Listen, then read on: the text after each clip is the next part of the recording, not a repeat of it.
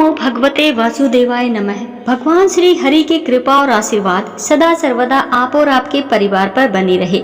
आप सभी का दिन शुभ हो। आज हम सुनेंगे कार्तिक महात्म्य अध्याय 3। आप सभी को कार्तिक महीने की ढेर सारी शुभकामनाएं।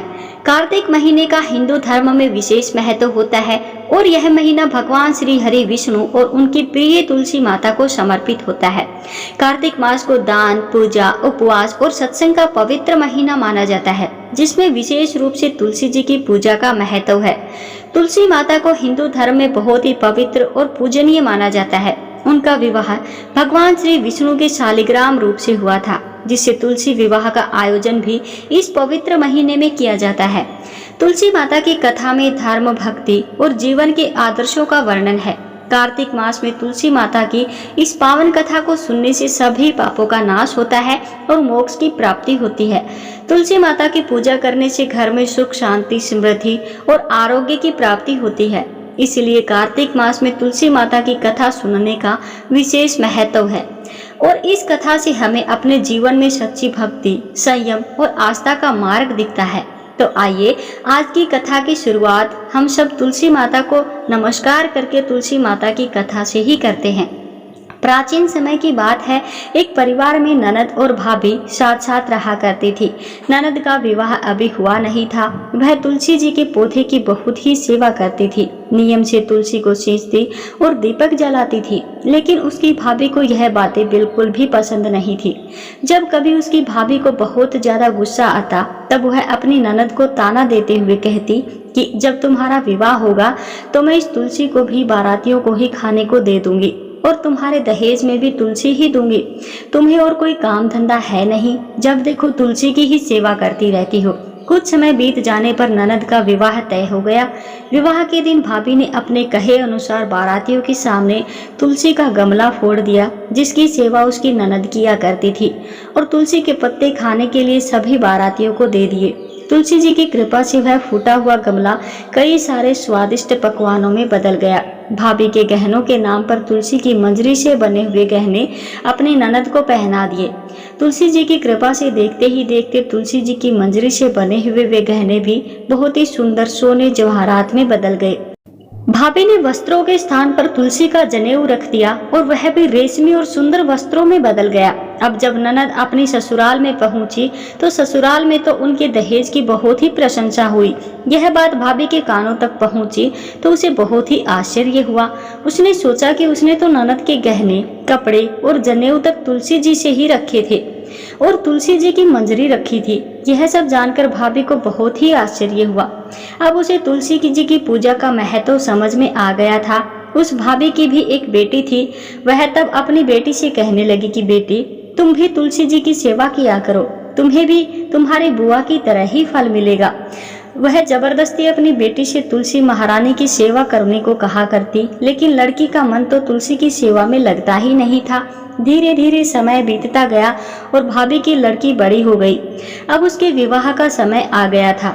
तब भाभी सोचने लगे कि जैसा व्यवहार मैंने अपनी ननद के साथ किया, वैसा ही व्यवहार मैं अपनी बेटी के साथ भी करूंगी, तो यह भी गहनों से लद जाएगी और बारातियों को खाने में तरह तरह के पकवान मिलेंगे। भाभी मन ही मन सोचने लगी कि ससुराल में भी मेरी बेटी को बहुत मान सम्मान मिलेगा। यही सोचकर भाभी बारातियों के सामने तुलसी का गमला फोड़ देती है, लेकिन इस बार गमले की मिट्टी मिट्टी ही रहती है। मंजरी और पत्ते भी अपने ही रूप में रहते हैं। जनेऊ ने भी अपना रूप नहीं बदला और जब भाभी ने सभी बारातियों को खाने में तुलसी के पत्ते दिए तो यह देखकर सभी लोग और बाराती भी भाभी की बुराई करने लगे। भाभी ने लालच में आकर अपनी बेटी के दहेज में भी तुलसी के पत्ते और मंजरी आदि रख दिए थे। जब बेटी अपने ससुराल पहुंची तो वहां पर उसकी बहुत ही बुराई हुई। भाभी गुस्से के कारण कभी भी अपनी ननद को नहीं बुलाती थी। एक दिन भाई ने सोचा कि मेरी पत्नी तो मेरी बहन को बुलाती नहीं है, क्यों ना मैं ही अपनी बहन से मिलकर आऊं। यह सोचकर उसने अपनी पत्नी से कहा और कुछ उपहार अपनी बहन के लिए ले जाने की बात कही तो भाभी ने थैले में ज्वार भरकर कह दिया, यह लो और कुछ नहीं है, तुम यही लेकर जाओ। अब भाई बहुत ही दुखी मन से अपनी बहन के पास चल दिया। रास्ते में वह सोचता कि कोई भाई भला अपनी बहन के घर ज्वार कैसे ले जा सकता है। यही सोचकर वह एक गौशाला के पास रुक गया और जवार का वह थैला उसने एक गाय के सामने पलट दिया। तभी एक ग्वाले ने यह सब देख लिया। तब उस ग्वाले ने आकर उसके भाई से कहा कि अरे, आप गाय के सामने यह हीरे मोती और सोना क्यों रख रहे हो? इसे तो घास डालनी होती है। तब भाई ने मुड़कर देखा तो वह हैरान रह गया। फिर भाई ने ग्वाले को सारी बात बताई और धन लेकर खुशी खुशी अपनी बहन के घर चल दिया। दोनों भाई बहन एक दूसरे को देखकर बहुत ही प्रसन्न हो गए। तब बहन ने तुलसी माता से सच्चे मन से प्रार्थना की कि उसकी भाभी को समृद्धि प्राप्त हो जाए और तुलसी माता की कृपा से उनके घर में सुख समृद्धि और धन के भंडार भर जाएं। तब कुछ दिनों बाद देखते ही देखते भाभी का मन बदल गया और वह अपनी ननद को बहुत मान सम्मान देने लगी और अब वह भी सच्चे मन से तुलसी जी की सेवा करने लगी। तुलसी माता की कृपा से उनके घर में सुख समृद्धि के भंडार भर गए। उनके घर में अब कलह कलेश भी नहीं होता था और सभी सुख से रहने लगे। बोलिए प्रेम से तुलसी माता की जय हो। आइए अब सुनते हैं कार्तिक स्नान की कथा, जिसे सुनने से घर में सुख समृद्धि का वास होता है। एक समय की बात है, एक बूढ़ी माई थी जो चातुर्मास में पुष्कर स्नान किया करती थी। उनका एक बेटा और बहू थी। एक दिन बूढ़ी माई ने अपनी बहू को फलाहार बनाने को कहा तो बहू ने खाली टिफिन ही रख दिया। बेटा माँ को पहुँचाने के लिए पुष्कर गया तो रास्ते में एक जगह पर बेटा माँ से बोला, माँ फलाहार कर लो। जहाँ पर पानी मिला वहीं पर वह बूढ़ी माई अपने बेटे के साथ फलाहार करने बैठ गई तो भगवान की कृपा से खाली टिफिन फलों से भर गया। माँ ने फलाहार कर लिया और बेटा पुष्कर में माँ के रहने के लिए झोपड़ी बनाकर वापस घर आ गया। रात में बूढ़ी माई के दरवाजे पर सावन मास आया और दरवाजा खटखटाकर बोला, बूढ़ी माई दरवाजा खोल। तो बूढ़ी माई ने पूछा, आप कौन हैं? तो सावन मास ने कहा, मैं श्रावण मास हूँ। बूढ़ी माई ने तुरंत दरवाजा खोल दिया। बूढ़ी माई ने भगवान शिव और देवी पार्वती की पूजा अर्चना की, बेलपत्र से अभिषेक किया। जाते समय श्रावण मास ने बूढ़ी माई को खूब आशीर्वाद दिया और झोपड़ी की एक दीवार सोने की हो गई। इसके भाद्रपद मास आया। उसने भी दरवाजा खोलने के लिए बूढ़ी माई से कहा। बूढ़ी माई ने दरवाजा खोला, सत्तू बनाकर कजरी की तीज मनाई। भाद्रपद मास ने बूढ़ी माई को आशीर्वाद दिया और झोपड़ी की दूसरी दीवार भी सोने की हो गई। फिर आश्विन मास आया और उसने भी दरवाजा खटखटाकर खोलने को कहा। बूढ़ी माई ने दरवाजा खोला, पितरों का तर्पण कर ब्राह्मण भोज कराकर श्राद्ध किया। फिर नवरात्रि में माँ दुर्गा को अखंड ज्योति जलाकर प्रसन्न किया। सत्य की विजय दिवस के रूप में और बुराई के अंत की खुशी में दशहरा मनाया। आश्विन मास ने जाते समय प्रसन्न होकर बूढ़ी माई की झोपड़ी की तीसरी दीवार भी बहुमूल्य हीरे रत्नों से जड़ दी और बूढ़ी माई को सदैव प्रसन्न रहने का आशीर्वाद दिया। इन सब के बाद कार्तिक मास आया। उसने भी बूढ़ी माई को दरवाजा खोलने को कहा। फिर क्या था, बूढ़ी माई ने दरवाजा खोला, अति प्रसन्न मन से कार्तिक स्नान किया, दीप दान कर दिवाली, गोवर्धन पूजा, भैया दूज, गोपाष्टमी, आंवला नवमी मनाई। कार्तिक मास ने जाते समय आशीर्वाद दिया और झोपड़ी के स्थान पर महल बन गया।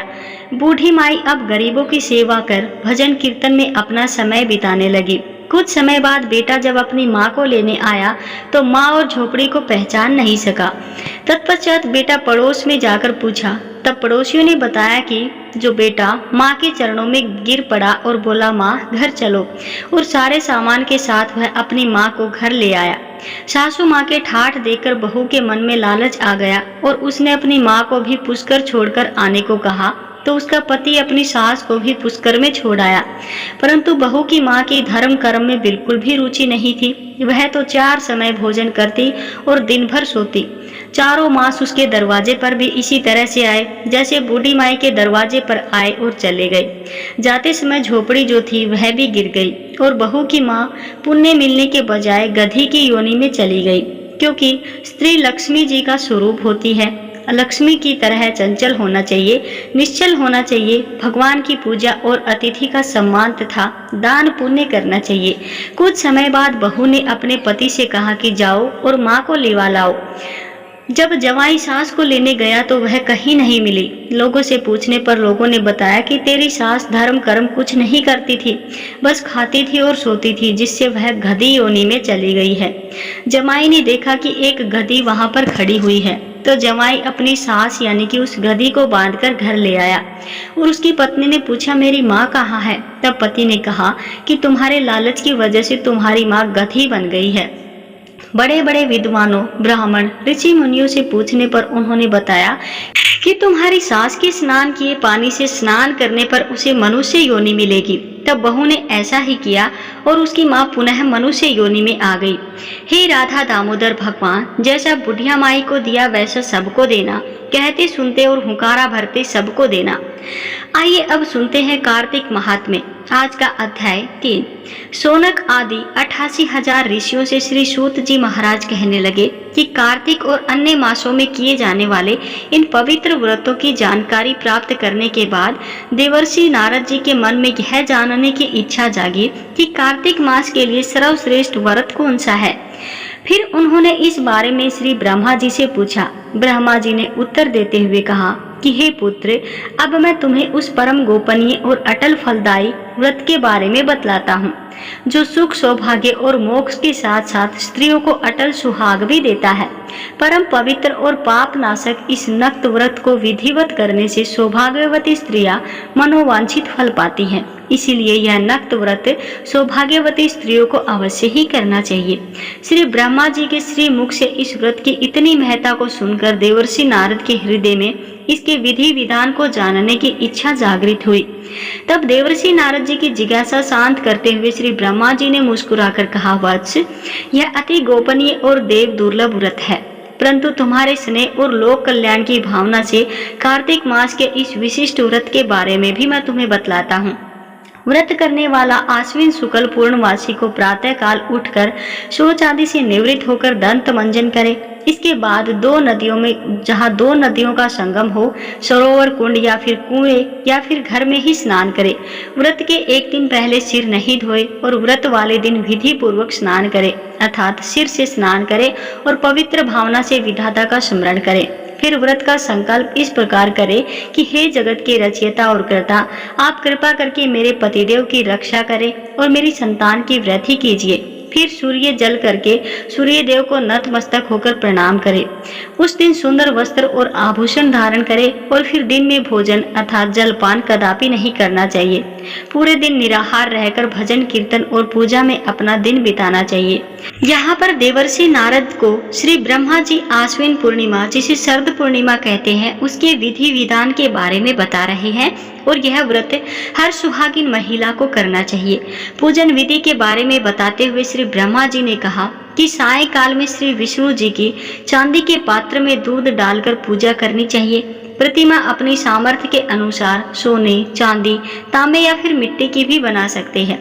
फिर उसे लाल या फिर पीले वस्त्र पहनाए। फिर विधि विधान से पूजा करें।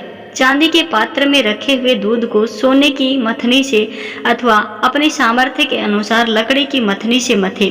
साथ ही ये प्रार्थना करें कि हे श्री हरि, मुझे भोग आदि के लिए गौ प्रदान करके मेरी संपत्ति की वृद्धि करिए। मेरे पति देव को धन धान्य युक्त और चिरायु कीजिए और बहुत से दास दासियां प्रदान कीजिए। इसके बाद ब्राह्मणों को भोजन कराएं और अपने कुल के वृद्धि के लिए बहुत स्वादिष्ट भोजन कराकर उनकी आत्माओं को तृप्त करें। फिर तारों को देखकर स्वयं भी भोजन करना चाहिए। यह आश्विन शुक्ल पूर्णमासी को किया जाने वाला नक्त व्रत है। यह व्रत सभी प्रकार के पापों का नाश करने वाला, समस्त कामनाओं को पूर्ण करने वाला और ज्ञानी पुरुषों को मुक्ति देने वाला है। भगवान जप, तप और तीर्थ स्नान से उतने प्रसन्न नहीं होते जितने कि इस व्रत से हो जाते हैं। जो इस दिन श्री हरि के आगे कपूर जलाता है, उसको बड़े वृक्षों और गौओं को दान का फल प्राप्त होता है और उसके कई कुल वैकुंठ लोक में वास करते हैं। जो केसर और कस्तूरी सहित कपूर अर्पित करता है, उसके कई वंश वैकुंठ लोक को प्राप्त हो जाते हैं। जो स्त्री इस दिन वस्त्र दान करती है, वह कपड़े के सूत्रों की लड़ियों के बराबर करोड़ों वर्ष वैकुंठ लोक में वास करती है। जो इस दिन गहने दान करती है, उसे ब्रह्मलोक की प्राप्ति होती है। जो स्त्री हृदय में श्री हरि का नाम लेती है और मस्तक पर निर्माल्य धारण करती है, वह सदैव सौभाग्यवती और पतिव्रता बनी रहती है। इस व्रतधारी को आश्विन शुक्ल पूर्णमासी को स्नान पूजन करने के साथ ही ब्राह्मणों को भोजन और वृद्ध जनों का पूजन करना अवश्य ही चाहिए। सायकाल श्री हरि का पूजन करने के बाद प्रार्थना करें कि हे श्री हरि, यह व्रत मैंने आपके निमित्त किया है अतः इसमें किसी प्रकार की कोई कमी हो तो आप स्वयं ही पूरी कर लें। श्री ब्रह्मा जी ने यह भी कहा कि इस व्रत को करने की तो बात ही क्या है, जो इस दिन यह व्रत कथा को पढ़ ले या सुन ले उसको भी अश्वमेघ यज्ञ के बराबर फल की प्राप्ति होती है। इस प्रकार देवर्षि नारद को यह महात्म्य बताकर कुछ क्षण के लिए ब्रह्मा जी मौन हो गए। इसके आगे का वृतांत आप सभी को हम आने वाले अध्याय में सुनाएंगे। तब तक के लिए कमेंट बॉक्स में ओम नमो भगवते वासुदेवाय नमः, जय माँ लक्ष्मी, जय माँ तुलसी की हाजिरी जरूर लगाते जाइएगा।